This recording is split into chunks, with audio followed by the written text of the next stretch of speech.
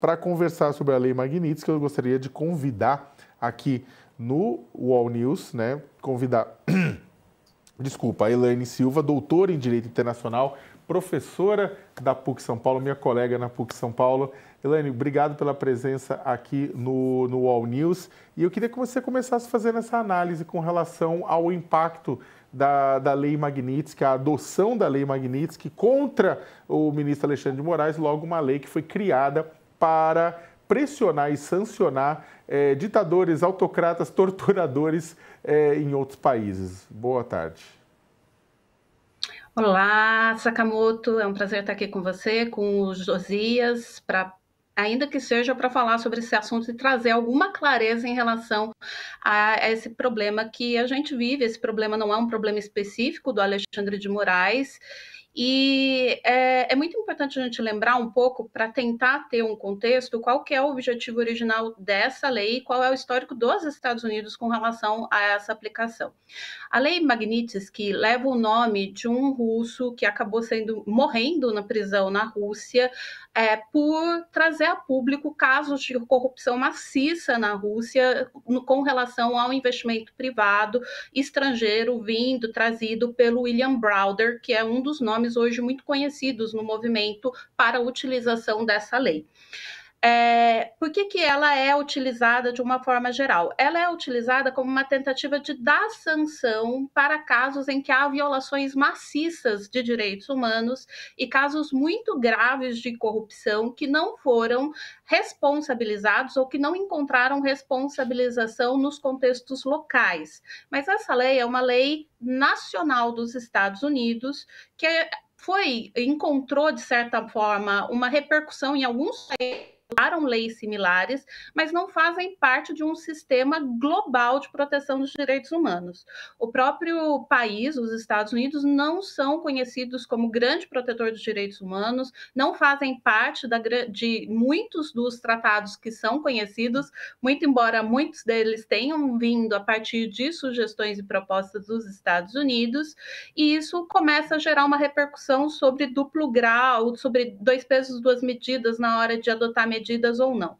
No caso específico do Alexandre de Moraes, o que mais chama a atenção é um desvirtuamento do uso da lei, porque o Alexandre de Moraes, primeiro, está atuando como um juiz da Corte Máxima, da Corte Constitucional Brasileira, no exercício regular da sua atividade. Não se trata de um caso de corrupção, não se trata de um caso de violação maciça de direitos humanos.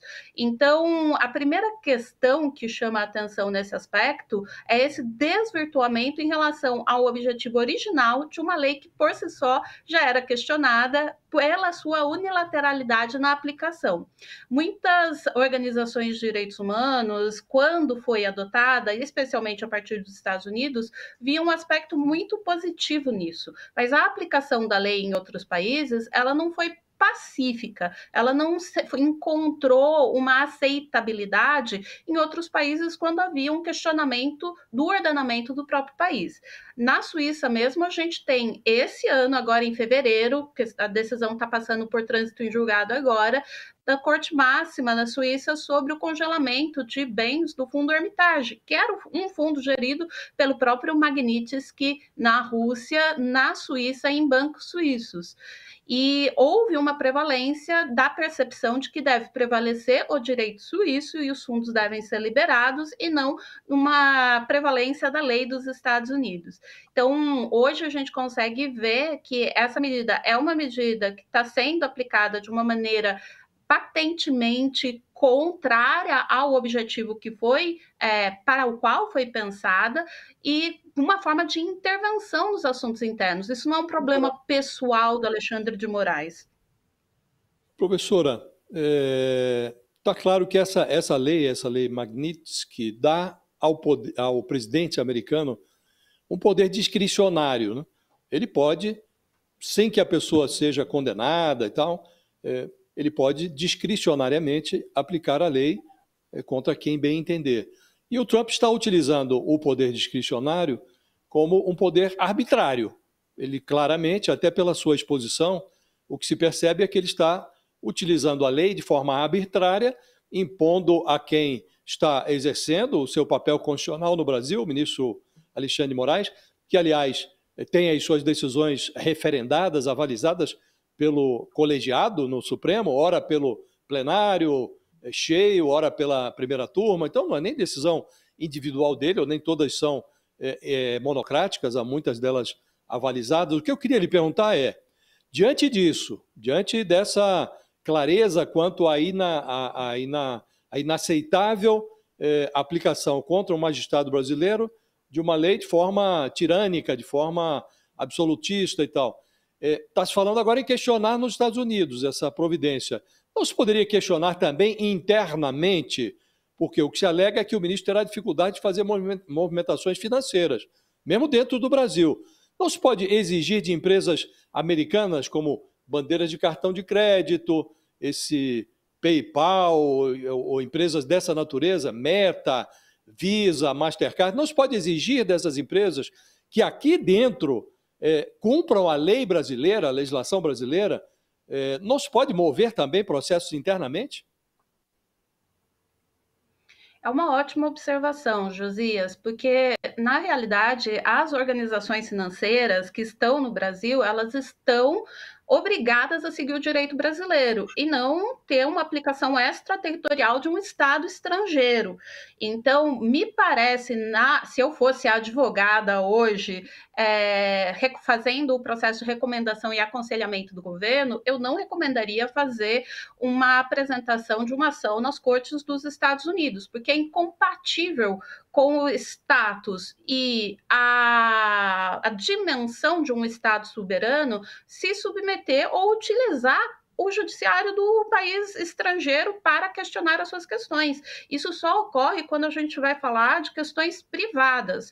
A embaixada brasileira contratou um serviço de catering para um jantar, ou seja, um serviço de fornecimento de alimentos para um jantar, e a empresa não forneceu, ela vai processar para pedir de volta o dinheiro que ela pagou antecipadamente. Aqui a gente não está falando de uma questão privada, a gente está falando da atuação do Poder Judiciário brasileiro enquanto manifestação do poder soberano brasileiro. E, nesse sentido, não há que se submeter ao judiciário de um outro país para fazer essa discussão. Ou é o sistema internacional ou é o sistema nacional para fazer valer o direito brasileiro àqueles que estão no território brasileiro ou que estão fornecendo serviços de âmbito digital para brasileiros que estão no Brasil. Lembrando que aqui a gente está falando agora de duas dimensões com as revoluções tecnológicas, de atores que estão legalmente constituídos no Brasil, atuando dentro do território brasileiro, e aqueles que estão fornecendo serviço para o Brasil. Agora, pensando de uma forma bem estratégica, nas suas últimas declarações, o ministro parece dar indicações que ele já vinha se planejando com relação a como se comportar, que medidas tomar para se assegurar em contextos de represálias contra a sua pessoa. Então, ele já se manifestou, por exemplo, que o visto dele para os Estados Unidos havia vencido 2 anos e eles não renovaram. Então, é pouco provável que ele não tenha bens nos Estados Unidos, que não tem interesse em ter bens nos Estados Unidos. Então, é possível que algumas medidas já tenham sido tomadas para que esse tipo de repercussão, ainda que seja implementada por bancos aqui no Brasil, elas possam ter um dano ou um impacto menor na sua vida privada. Então, ele precisaria ter conta na Caixa, que não tem recursos nos Estados Unidos, e usar Pix e Pix parcelado quando o Pix parcelado for lançado aí como forma de pagamento. E isso nos faz pensar, em grande medida, a necessidade de se discutir hoje quais são os limites da soberania e dentro de um contexto de compartilhamento de sistemas. E qual é o quanto a gente, na realidade, qual é o espaço que a gente negocia e qual é o espaço que é inegociável. Porque isso nos faz entender até a reação do Trump ao PIX.